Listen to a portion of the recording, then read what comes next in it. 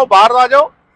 इतनी बढ़िया शाम को आज अच्छी मुलाकात हुई। तो ये है सुरेश अलवेला जी और आज आए हैं WTP जयपुर में।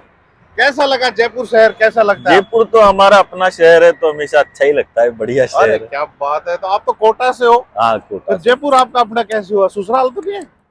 जयपुर जयपुर ससुराल नहीं है। कल मैं एक्चुअली गुवाहाटी जा रहा हूँ एक प्रोग्राम में। अरे हाँ, यहाँ से बड़ी अच्छी वो कनेक्टिविटी अच्छी है। कनेक्टिविटी अच्छी है, तो कोटा में तो फ्लाइट है ही नहीं, जयपुर ही आना पड़ता तो बिल्कुल बिल्कुल, तो एयरपोर्ट का कोटा भी जयपुर ही हो गया। तो आप कोटा भी, आपका ही कोटा है, तो बहुत बढ़िया बात है। और बताओ जयपुर के बारे में, और कैसे आप ये जो यात्रा कैसे रही है कि गांव के परिवेश का बच्चा एकदम आगे जाके हंसा के चैंपियन बन जाता है, कैसे हुई है ये बात?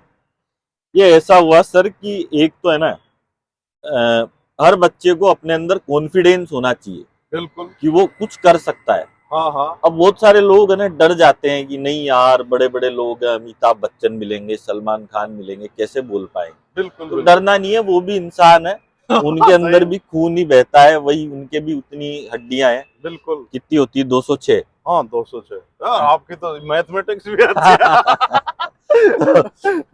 पढ़ाई कितनी की आपने? इतनी बढ़िया 206 यार, वेरी गुड।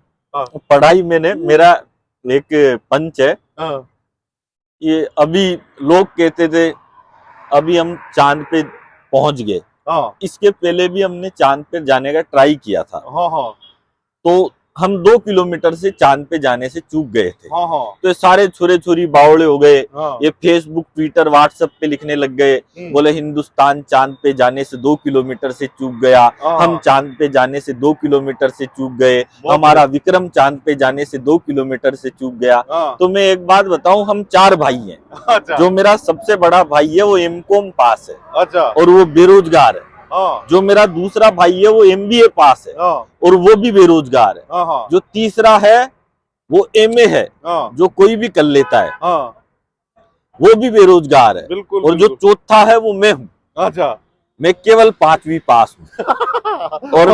और मैं हिंदुस्तान के हंसी के सबसे बड़े show the great Indian laughter challenge का विजेता हूँ। क्या बात है, वो तो हमने देखे हैं पल आपके, बहुत शानदार। बात ये नहीं है, बात ये कि जो बेवकूफ कह रहे थे कि हम चांद पे जाने से 2 किलोमीटर से चूक गए, हम चांद पे जाने से 2 किलोमीटर से चूक गए। अब एक बात बताओ, जब मेरे पिताजी को लाफ्टर चैंपियन पैदा करने के लिए 3 पड़ाव पार करने पड़े और ये एक बार में ही बोले हम चांद पे जाने से 2 किलोमीटर से चूक गए, तो सर ज्यादा पढ़ा लिखा होने से कुछ भी नहीं होता। बिल्कुल। आपकी अभी मैं पढ़ा लिखा नहीं हूँ, 5वीं पास हूँ, बिल्कुल, लेकिन मेरे को बहुत सारे आते हैं। जैसे आप इंस्पेक्टर हो, पढ़े लिखे हो, बिल्कुल, लेकिन क्या तीर मार लिया आपने? कुछ नहीं करा।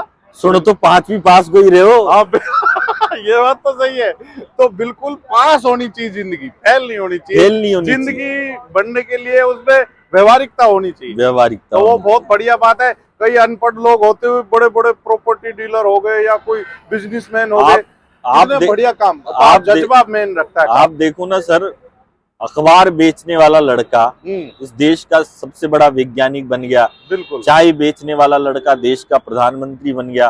एक पेट्रोल पंप पे काम करता था वो धीरू भाई अंबानी बन गया। तो आपके अंदर वो तो जियो राजा हो गया। है ना? तो बिल्कुल भाई, तो सबने मेहनत करनी चाहिए और ध्यान रखना चाहिए मेहनत के साथ साथ सेफ्टी का भी, क्योंकि जिंदा होगे तभी तो महानायक बनोगे, तभी तो सचिन तेंदुलकर बनोगे। अगर पहले ही टाइप हो गए तो सचिन जी भी 12वीं पास है। बिल्कुल। और नहीं, मैं कह रहा हूँ 5वीं में अलवेला जी का एक्सीडेंट हो जाता तो ये इतने बड़े थोड़ी लाफ्टर चैंपियन होते। तो जान पहले है, सेफ्टी पहले है, फिर सब चीजें आती जाएंगी। हालांकि मैं पूरा पढ़ा लिखा हूँ, ये ऐसे ही बोलता हूँ। ये तो बहुत बढ़िया बोलते हो। तो मतलब ये 5 ज्यादा है, जितना पूरा पढ़ने के बाद 5 क्लास और आपने एक्स्ट्रा की हुई है, बहुत बढ़िया। और उन भाइयों का, पापा का जो अनुभव है वो बहुत शानदार तरीके से आज हमारे को दिखता है इनकी रचनाओं में और इनकी बातों में। तो ये एक बात और कह रहा था सर मैं, कहो ज्यादा पढ़ा लिखा कोई तीर नहीं मारता। और अमीर आदमी भी कोई तीर नहीं मार लेता। बिल्कुल। अमीर आदमी वो नहीं होता जिसके घर के बाहर 10 BMW खड़ी हो। अमीर वो भी नहीं होता जिसके पास 1000 एकड़ की संपत्ति हो। जिस घर के बाहर बच्चे और बुजुर्ग मुस्कुराते हुए मिले, समझ जाओ वही घर अमीरों का है। क्या बात है। जिसके पास जाते हैं मुस्कुराने हम, वही छेड़ बैठता है दास्ताने गम। और ये दास्ताने गम इतनी लंबी है जिसके जिम्मेदार कुछ आप कुछ हम भी है। तो हम आपस में संबंधों को इतना कर लेते हैं कि जब से अपने अपने मकान हो गए, सगे भाई बहन भी मेहमान हो जाते हैं। तो ये बात है कि हमें चढ़ती है बुलंदी तो अच्छी बात है, उजला है अगर दिन तो फिर अंधेरी रात है, और मुसीबतें ही बताती हैं कौन किसके साथ है। तो शानदार आज अलवेला जी से मुलाकात हुई। एक बात मैं आपसे पूछना चाह रहा था, बिल्कुल, जैसे आपने मेरे से पूछा हाँ, कि सुरेश अलबेला आपका नाम है, तो अलबेला कैसे रखा? बिल्कुल बिल्कुल। तो सर आपका नाम क्या है? मेरा नाम परवीन है, लेकिन मुझे वेल नोन पीके मस्त के नाम से जानते हैं। तो ये मस्त कहाँ से आया? ये मस्त तो अपने आप हर जगह से आ जाता है, लेकिन पीके आना बड़ी तगड़ी बात है। तो मेरे गुरुजी थे वेंकट बिहारी पागल पीके जी। आना बहुत तगड़ी बात है। वे पागल जी मुझे कहते थे कि पीके मस्त कर ले, तो लेकिन लोग मेरे से पूछते हैं आपका नाम पीके मस्त है तो आप क्या पीते हो क्या? मैं कहा इंक्वायरी है, ऑफर है, दोनों का आंसर अलग अलग है। तो आज हम अलवेला जी के साथ हैं और शानदार तरीके से इनसे हमने सीखा है कि जीवन को कैसे जीना चाहिए। और आप ये देखो, ये भी कवि है, मैं भी कवि हूँ, ये मस्त है, मैं अलबेला हूँ, अलबेला ही जबरदस्त है। मस्त हो खाली, ये जबरदस्त है। तो आज शानदार मुलाकात हुई और ये साक्षी बनेगा ये WTP हमारी इस मुलाकात का। तो दोस्तों फिर मिलेंगे कोई बढ़िया शख्सियत के साथ। तो आज पी के कुछ कहना चाहे अलबेला भाई जाते जाते? जाते जाते ट्रैफिक के बारे में तो मैं यही कहना चाहता हूँ कि एक तो ये आजकल नए जो लड़के होते हैं वो है ना, थोड़ा सा गाड़ियां यूं चला के धूम मचा ले, फिर मम्मी बचा ले, लेरा के चलते हैं। तो भाइयों आराम से चलो, धीरे धीरे चलो, क्योंकि घर पे आपके माता पिता वेट कर रहे हैं। जो लहरा के चलते वो बहरा भी जल्दी पर्दा ही पटता है उसका। बहुत बढ़िया है ना। और हंसते रहो, मुस्कुराते रहो, जैसे आप एक लाइन बोलते हो ना, हंसती मुस्कुराती जिंदगानी चाहिए, वो सुना दो लोगों को।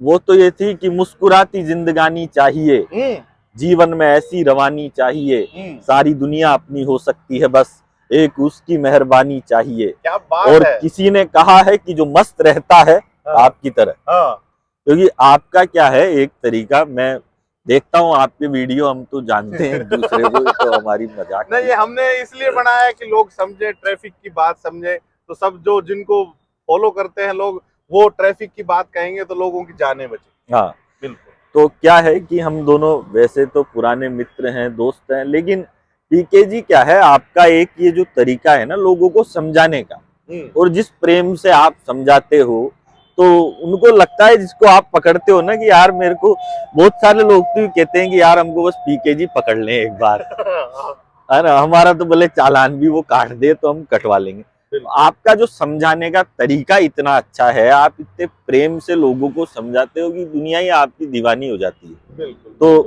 किसी भी अफसर को भी ऐसा ही रहना चाहिए, ऐसे ही ट्रीट करना चाहिए, क्योंकि डांटने से क्या है, बच्चे नहीं समझते, और प्रेम से अगर आप उनको समझाते हो तो जल्दी समझते हैं। तो आपका तरीका बहुत अच्छा है। दो लाइन में मैं ये बात ऐसे कहता हूँ कि बहुत समझाया पर समझा नहीं वो। बहुत समझाया पर समझा नहीं वो, इंसान समझता तभी है जब समझाया नहीं हो। जैसे कोई मर जाता है तो बहुत बुलाया पर आया नहीं, वो आता तभी है जब बुलाया नहीं। तो बिना बुलाया अगर जाने की नौबत आए तो क्या जाना, चला के जाओ। किसी से अगर बोलचाल भी बंद है तो खोल दो उसको, खोल दो।